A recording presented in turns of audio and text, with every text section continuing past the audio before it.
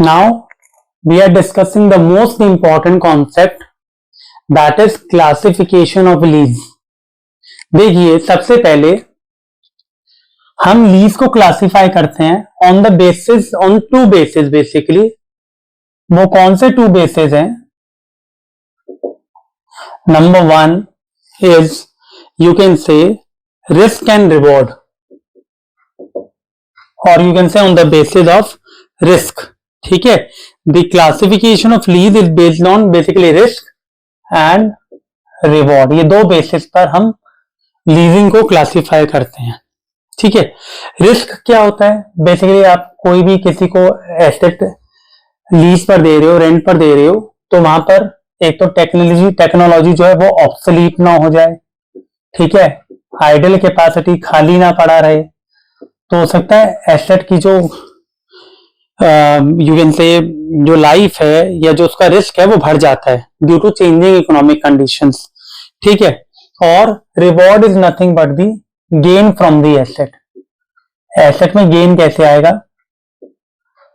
तो बेसिकली हम लीजिंग को जो बेसिक हम क्या करते हैं, रिस्क एंड रिवॉर्ड पर जो हम क्या करते हैं, इसको क्लासिफाई करते हैं.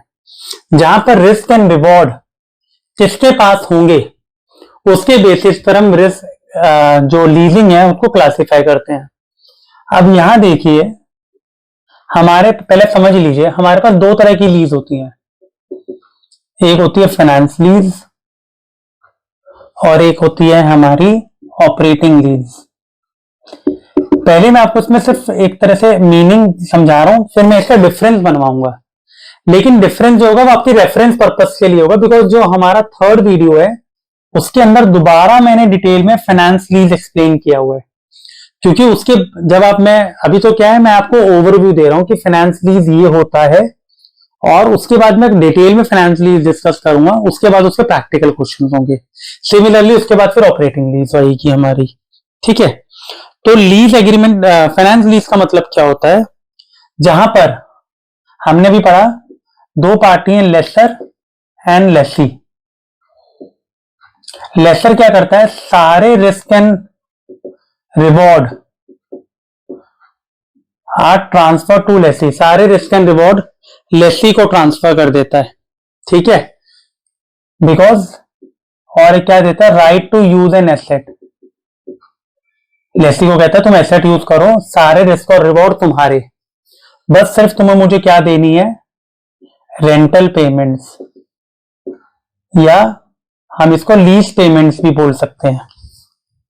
ठीक है, अब ऐसा क्यों होता है कि सारे रिस्क एंड रिवॉर्ड लेसी को दिए, लेसर अपने पास क्यों नहीं रखता? इसका एक और रीजन है, क्योंकि जो लेसी है वो एसेट को मैक्सिमम टाइम के लिए यूज करता है. मैक्सिमम टाइम मतलब जो एसेट की लाइफ होती है, मोस्टली वो लाइफ लेसी के पास यूज होती है एसेट की. फॉर एग्जांपल, एक एसेट की लाइफ 10 साल है. हो सकता है आपने लीजिंग एग्रीमेंट 8 इयर्स का बना दिया, तो इसका मतलब substantial part of the life of an asset is with lessee only, lessee के पास है. तो इसलिए फाइनेंस लीज क्या होती है, जहां पर बेसिकली हम लोग क्या करते हैं, लेसर क्या करता है, लेसी को एसेट ट्रांसफर करता है और सारे रिस्क एंड रिवॉर्ड भी लेसी को देता है. उसके बदले उनसे क्या ले लेता है, रेंटल पेमेंट्स. और ऐसा क्यों होता है? मान लीजिए ए ने एक प्रॉपर्टी खरीदी या एक गाड़ी खरीदी, और वो गाड़ी खरीदी और कहता है मैंने इसको लीज पे चढ़ा दिया. जब तक एसेट की लाइफ होगी तब तक हमने उसको लीज पे चढ़ा दिया. 10 साल है लेट्स से गाड़ी की लाइफ, और मैं कहता हूं 10 साल के लिए मैंने लीजिंग एग्रीमेंट बना दिया कि मैंने ली और लीज पे चढ़ा दिया. तो अब यहां देखिए, 10 के 10 साल लीज पर है, तो इसका मतलब एसेट किसके पास होगा, लेसी के पास होगा.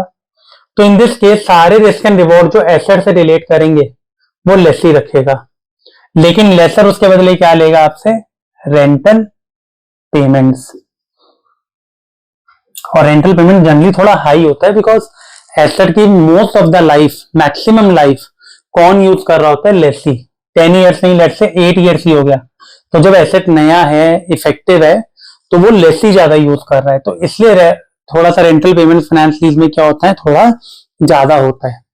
और दूसरी चीज इसके अंदर ये भी आता है, जब मैं आपको नेक्स्ट वीडियो में इसमें एक्सप्लेन करूंगा तो वहां पर आपको मैं केसेस भी बताऊंगा कि कौन कौन से ऐसे केसेस हैं जहां पर आप एक पर्टिकुलर लीज को फाइनेंस लीज मानेंगे।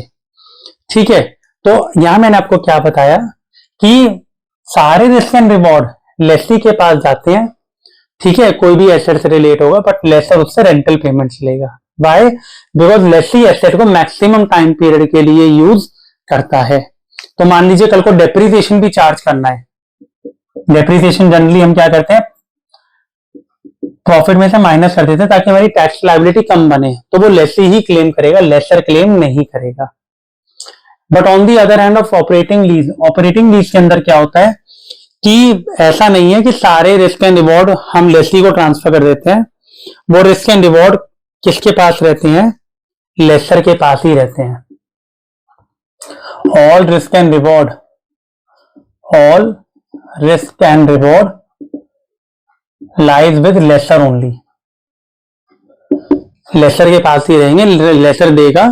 लेकिन हो सकता है इसके अंदर जो टाइम पीरियड होता है वो शॉर्ट टाइम पीरियड होता है। मैक्सिमम टाइम पीरियड जो एसेट है वो एक ही लेसी के पास नहीं रहता, या तो वो लेसर के पास रहेगा या मल्टीपल लेसीज के पास रहेगा।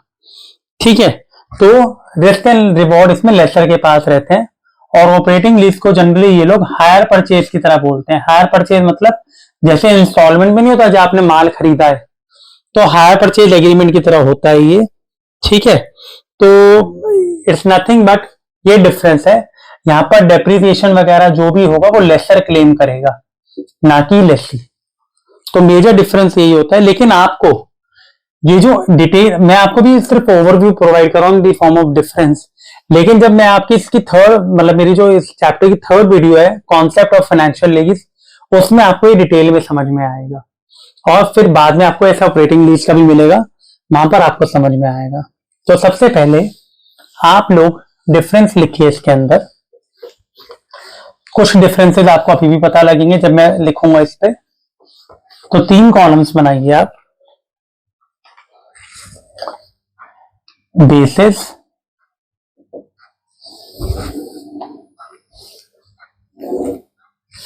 फाइनेंस लीज,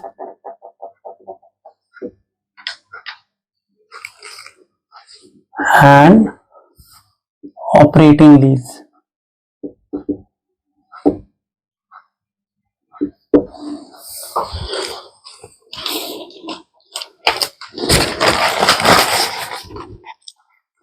फर्स्ट मीनिंग जो भी आपको समझाया,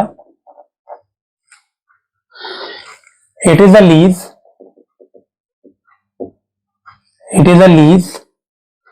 which transfers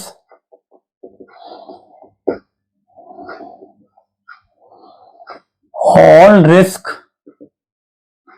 and reward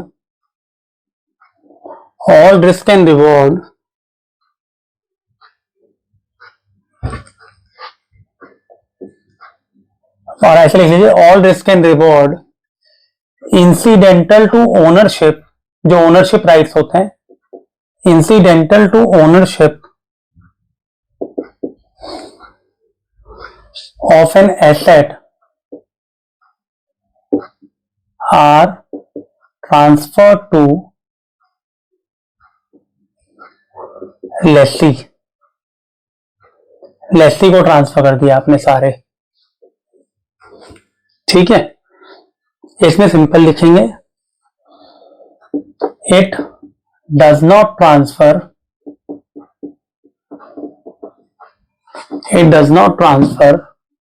all risk and reward to the lessee, क्योंकि वो लेसर के पास ही रहते हैं। सेकेंड जो बेसिस है, लीज टर्म। जब ये आपको बताया, मैंने आपको बताया था कि फाइनेंस लीज में मैक्सिमम टाइम जो लीजिंग टाइम पीरियड होता है वो लेसी के पास ही निकल जाता है। द लीज टर्म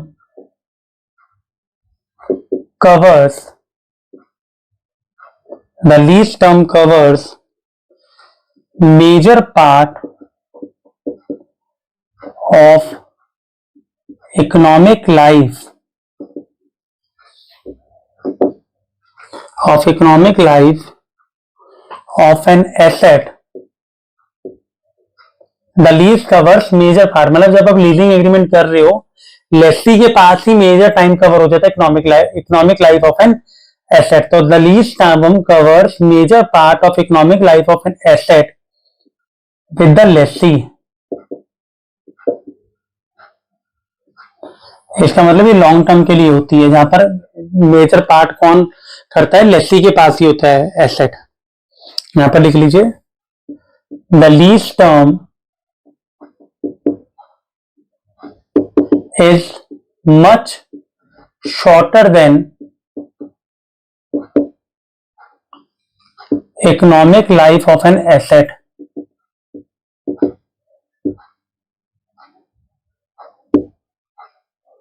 मान लीजिए एसेट की लाइफ 10 साल है, लेकिन लेसी के पास 3 साल ही रहा, तो इसका मतलब उसने majority of the time asset को यूज नहीं किया।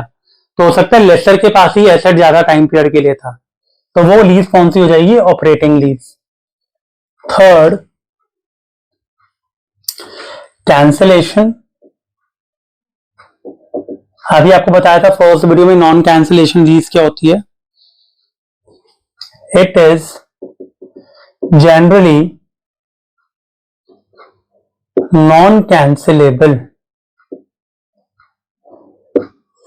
non-cancelable lease। it is generally non-cancelable lease, and if lessee cancels, then the loss due to cancellation will be borne by him। और ये मतलब लेसी कैंसिल नहीं कर सकता, नॉन कैंसिलेबल होती है। और ये दोनों में से कोई भी कैंसिल कर सकता है। It can be cancelled by both parties. Lessor और लेसी दोनों पार्टी मिलके इस लीज को कैंसिल कर सकते हैं। तो ये हो गया हमारा third point. Fourth point,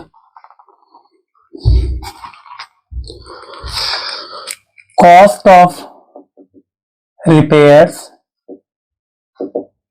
and maintenance.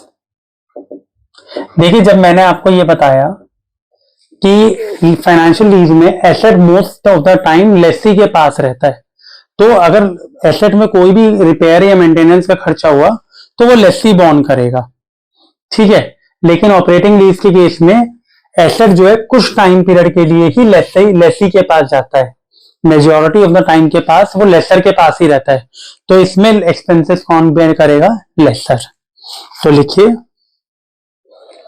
The expenses of repairs and maintenance will be borne by lessee। अगर आपने कॉन्ट्रैक्ट में लिख दिया होगा कि लेसी ही करेगा तो लेसर करेगा, बट जनरली लेसी करेगा। और इसमें लिख लीजिए simple, the expenses will be borne by laser.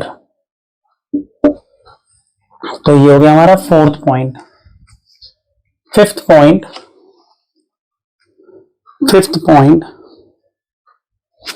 Depreciation on leased asset.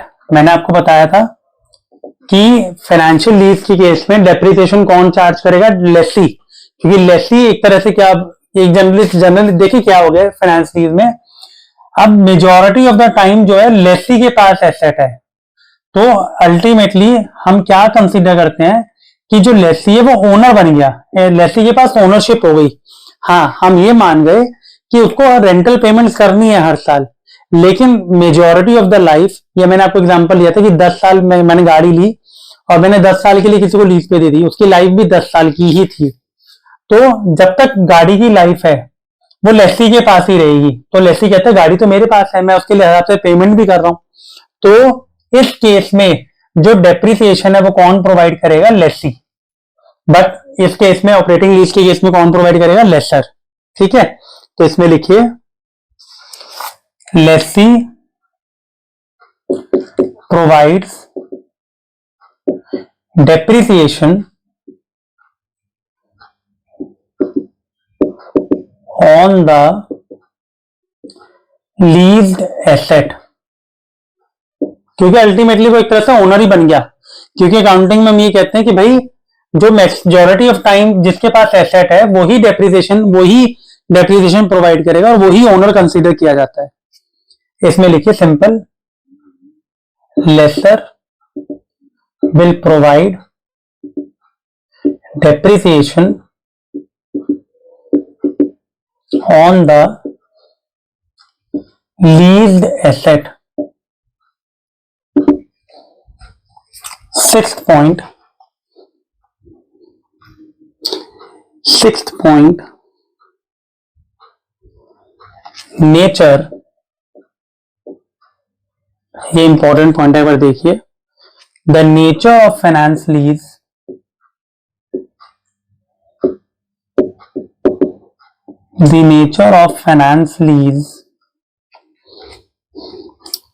Is that of, आप लिख लीजिए फिर मैं आपको एक्सप्लेन करता हूं।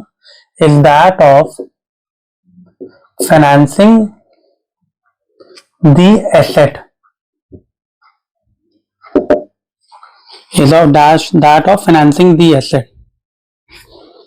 The nature of operating lease is that of hiring the asset.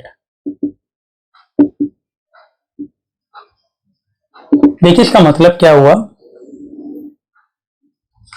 देखिए एक तरह से क्या हुआ, मैंने एसेट खरीदा और 10 के 10 साल मैंने किसी को रेंटल पे दे दिया। तो अल्टीमेटली मैं क्या कर रहा हूं, एक तरह से किसी और के लिए एसेट को फाइनेंस कर रहा हूं और उससे मैं रेंटल पेमेंट्स ले रहा हूं। ये हायरिंग का मतलब क्या हो, जैसे आप कहते हो कि कार हायर कर लीजिए। कार हायर का मतलब क्या हो गया कि बेसिकली जनरली हम लोग कई बार कहते हैं ऑपरेटिंग लीज में कि हमने सिर्फ ये हायरिंग पर्पज से यूज किया है, हम इसको रेंटल, भाई कुछ शॉर्ट पीरियड के लिए हम एसेट को ले रहे हैं, उसके बदले हम उसको रेंटल पेमेंट्स करेंगे। तो इसका जो नेचर एक तरह से क्या हो गया, हायरिंग है कि कुछ टाइम के लिए लिया और उसके बदले रेंटल पेमेंट्स दिया। लेकिन ये एक तरह से क्या हुआ कि पूरी life, most of the life lessee के पास ही एसेट होगा।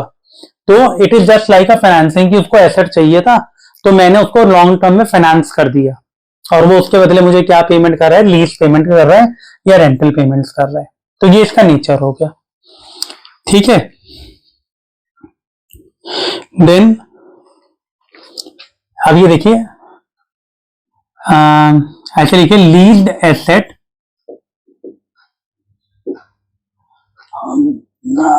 आप ऐसे लिखिए treatment of leased asset in balance sheet.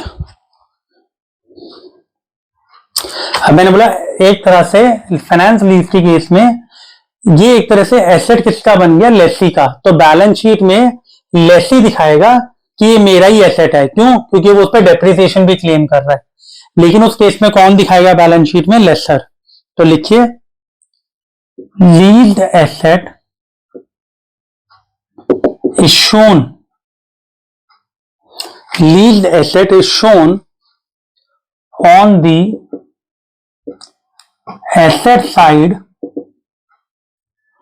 of the balance sheet of lessee।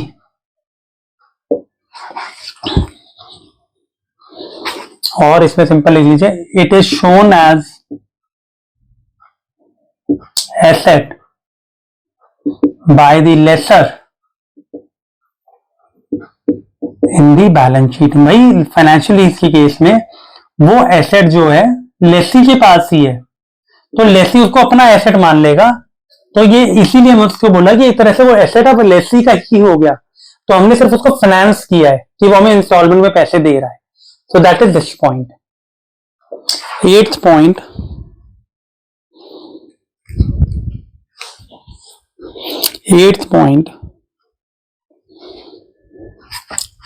Lease rentals.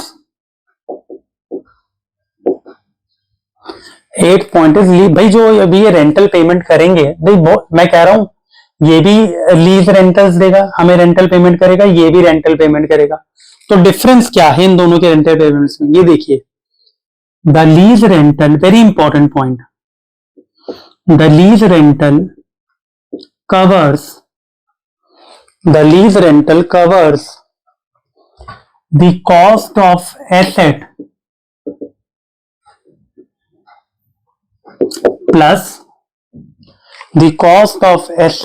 plus reasonable return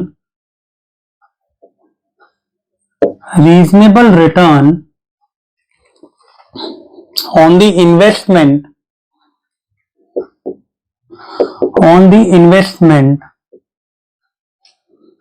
made by the lessor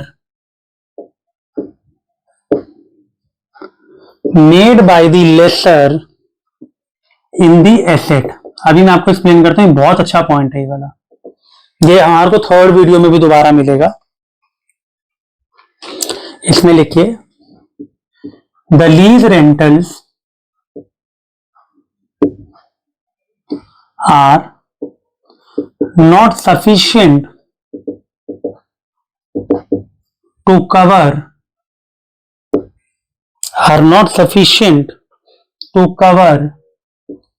the cost of the asset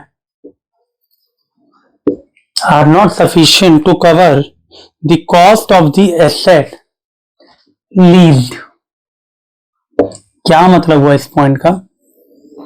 देखिए, जब मैंने लेसी को एसेट दे दिया कि तुम यूज करो, मैक्सिमम लाइफ या पूरी लाइफ एसेट तुम्हारे पास रहेगा, और इस केस में जो एसेट है कुछ टाइम पीरियड के लिए, शॉर्ट टाइम के लिए लेसी के पास रहेगा, ठीक है।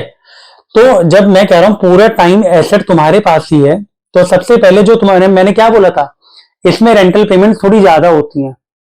तो आप जो रेंटल पेमेंट दोगे, मैं उसमें ये इंश्योर करूंगा कि जितने का वो एसेट मुझे पड़ा वो तो मैं तुमसे कवर करूंगा ही करूंगा, साथ में मैंने उस एसेट में 10 लाख रुपए या 8 लाख रुपए लगाए हैं, उस पर मुझे एक रीजनेबल रिटर्न भी चाहिए, रिक्वायर्ड रेट ऑफ रिटर्न, वो भी मैं तुमसे वसूलूंगा मतलब क्या हो गया कि भाई मान लीजिए मैं उस पर इंटरेस्ट भी तुमसे चार्ज करूंगा, तो तभी तो उसको बोलते हैं फाइनेंसिंग मतलब तुम्हें एसेट चाहिए था, मैंने दे दिया, अब तुम मुझे उसमें इंस्टॉलमेंट में पे कर रहे हो, तो इंस्टॉलमेंट में तुम प्रिंसिपल अमाउंट तो दोगे जो मुझे कॉस्ट किया है, साथ में रीजनेबल रिटर्न का मतलब एक तरह से क्या होगा, तुम इंटरेस्ट भी मुझे पे करोगे। लेकिन इसमें भाई वो कहता है एसेट मेरे पास 3 महीने की थी या 3 साल के लिए थी, सॉरी 3 इयर्स के लिए थी, तो कोई लीज रेंटल मैं इतना नहीं पे करूंगा कि आपकी पूरी कॉस्ट कवर हो जाए एसेट की। इसमें रेंटल पेमेंट थोड़े से कम होते हैं, बिकॉज इसके अंदर मैक्सिमम टाइम जो एसेट है वो लेसर के पास ही रहता है, लेसी तो कुछ टाइम के लिए यूज करता है, इसलिए इसमें रेंटल पेमेंट जो होती है थोड़ी कम होती है और वो एंटायर कॉस्ट को कवर नहीं कर पाती। तो ये मेजर डिफरेंस है लीज रेंटल के पॉइंट में, ठीक है। इसमें एक पॉइंट और आता है ट्रीटमेंट का, बट वो मैं आपको जब हम इसके इंडिविजुअल जो थर्ड पार्ट में बताऊंगा, थर्ड और फोर्थ फाइनेंस लीज का, वहां पर आप इसमें डिस्कस करेंगे, ठीक है। तो अभी आप ये समझ लीजिए कि फाइनेंस लीज और ऑपरेटिंग लीज में क्या डिफरेंस है। Again I am explaining you कि ये जो लीजिंग वाला पार्ट है ये कौन से बेसिस पे डिवाइड किया हमने, रिस्क एंड रिवॉर्ड, ठीक है।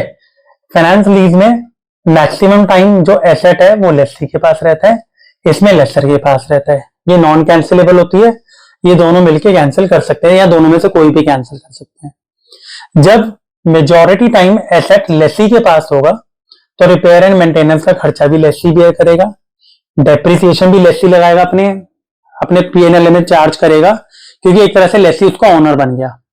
ये हमारा फाइनेंसिंग कॉन्सेप्ट है, मैंने आपको बता ही दिया। और ये एसेट भी लेस्ली अपनी बैलेंस शीट में शो करेगा कि ये मेरा एसेट है, और उसके लिए लेस्ली को क्या पे करना पड़ेगा, entire cost of an asset plus interest और रीजनेबल रिटर्न। तो ये फुल फ्लेज डिफरेंस आपको हेल्प करेगा अभी थर्ड वीडियो में भी, और जब ऑपरेटिंग लीज का थ्योरी पार्ट हम डिस्कस करेंगे डिटेल में, और प्रैक्टिकल वहां पर भी आपको सपोर्ट और हेल्प करेगा। आप इसको कॉपी कर लीजिए।